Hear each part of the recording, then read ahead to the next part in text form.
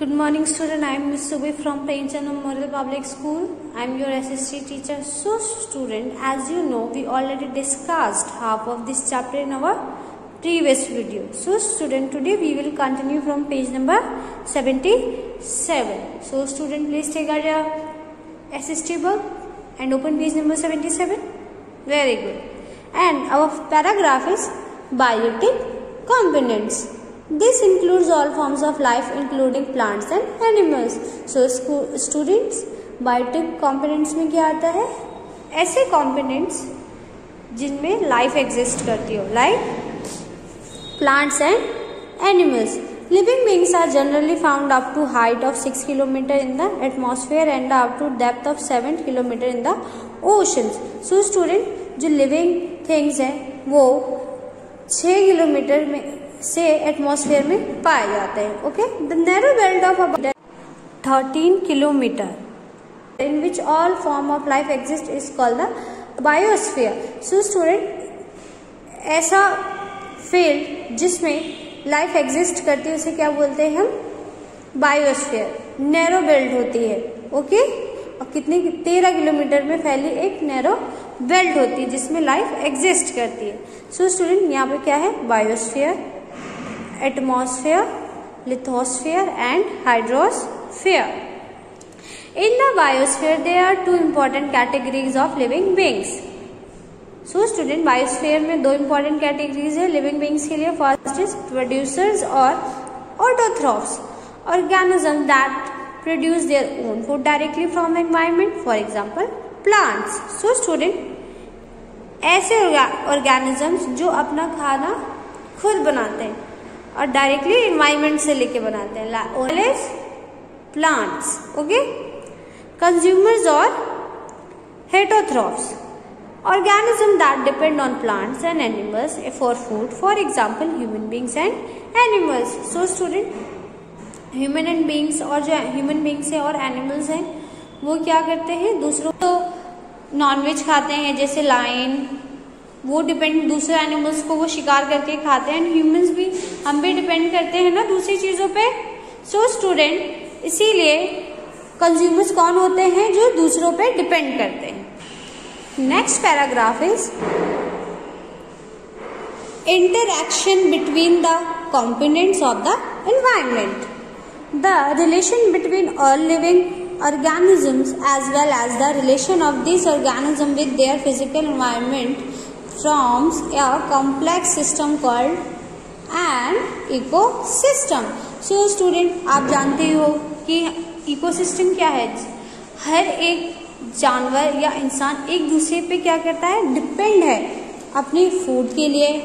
एक इकोसिस्टम मतलब एक चक्र के लिए वो क्या है? एक दूसरे के ऊपर डिपेंड है. A forest, a lake or a desert can be in ecosystem.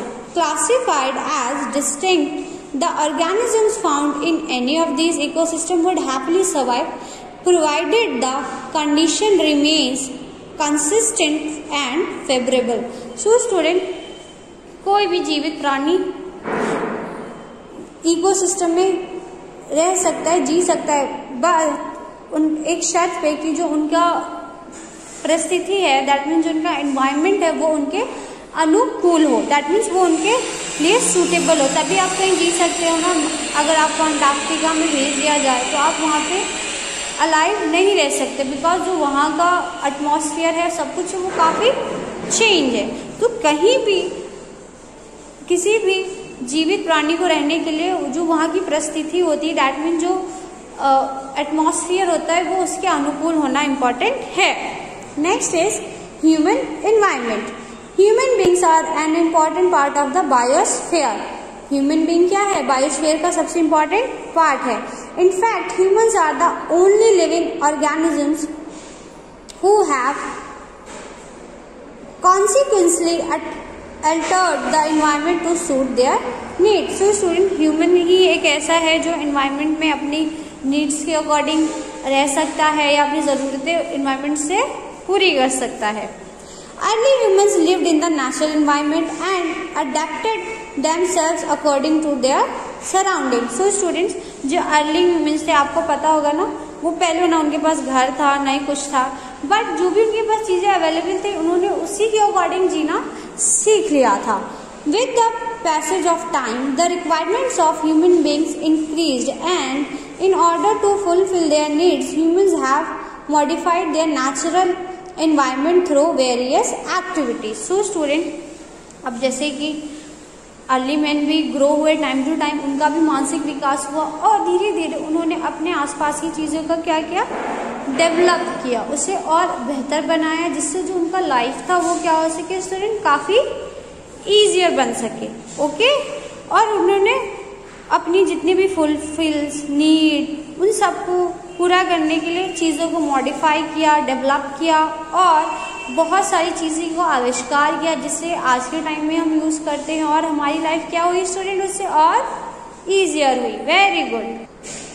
Farming, grazing, mining, lumbering, industry, transport and construction are some human activities that have changed our natural environment. So student, अब मैंने जैसे आपको previous chapter में भी बताया कि क्या हुआ, ह्यूमंस ने अपनी चीज़ें को और एडवांस और डेवलप बनाने के लिए बहुत सारी चीज़ की। जैसे आप बहुत सारी फैक्ट्रीज देखते हो, आप कपड़ों की मील है, चीनी की मील होती है, एंड बहुत सारी बड़ी बड़ी गाड़ियाँ हैं, बहुत सारी खेती होने लग गई है, जिससे क्या हुआ, इंसान ने एक्टिविटी से, अपनी एक्टिविटी से इन्वायरमेंट में काफ़ी चेंजेस लाए। जैसे आप मान लो पहले यहाँ पे दूर दूर तक जंगल हुआ करते थे, बट अब क्या है, अच्छी खासी रोड, उस पर गाड़ियाँ, बहुत सारी जगहों पे नए नए ऑफिसेस बनने लग गए, तो ये क्या होगा, इन्वायरमेंट में चेंजेस आए।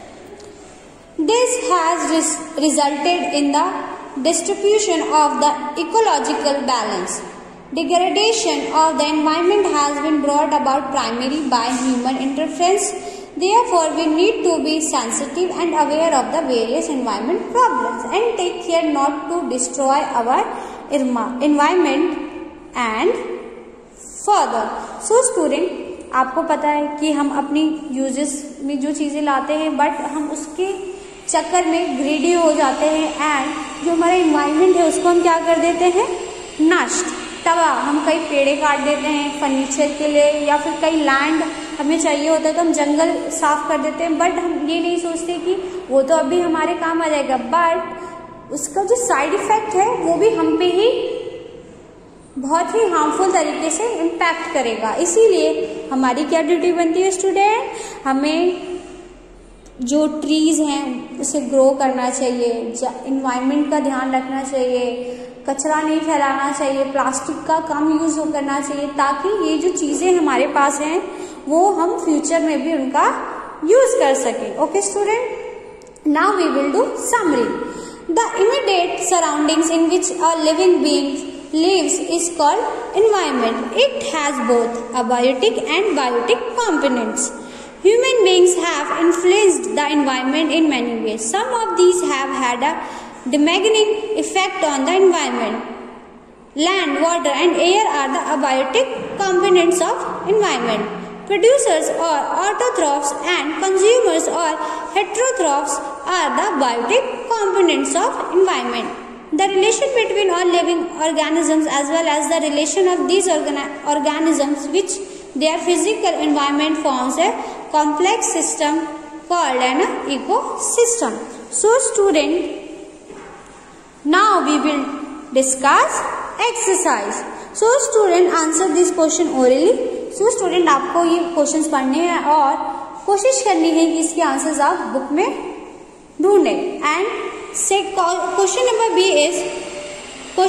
is choose and take the correct option. So student, आप ये सभी टिक द करेक्ट पढ़ेंगे एंड खुद ट्राई करेंगे इसको चैप्टर के बीच से पढ़कर इसको सॉल्व करने का। Next is fill in the blanks. So student, what you have to do, you have to read these fill in the blanks and try to find their answers. So student, आप इसको पढ़ेंगे और खुद से try करेंगे इसे fill करने के लिए। ओके, नेक्स्ट इज ट्रू और false. So student, what you have to do, you have to read these questions and try to fill. Okay, answer the following questions in short. इसमें क्या करना है, आपको आंसर शॉर्ट में लिखने हैं and answer the followings in detail. आपको इसमें क्या करना है, जो आंसर्स है उसको किस में लिखने हैं, डिटेल में। And student if you have any doubt, हम आपको आंसर PDF सेंड करते हैं, आप उसमें से अपनी जितने भी डाउट्स है क्लियर कर ले। Otherwise you can ask me question, आप मैसेज करके हमसे question, if you have any doubt you can ask me. Okay student, thank you so much. I hope you understood the chapter very well. Have a nice day.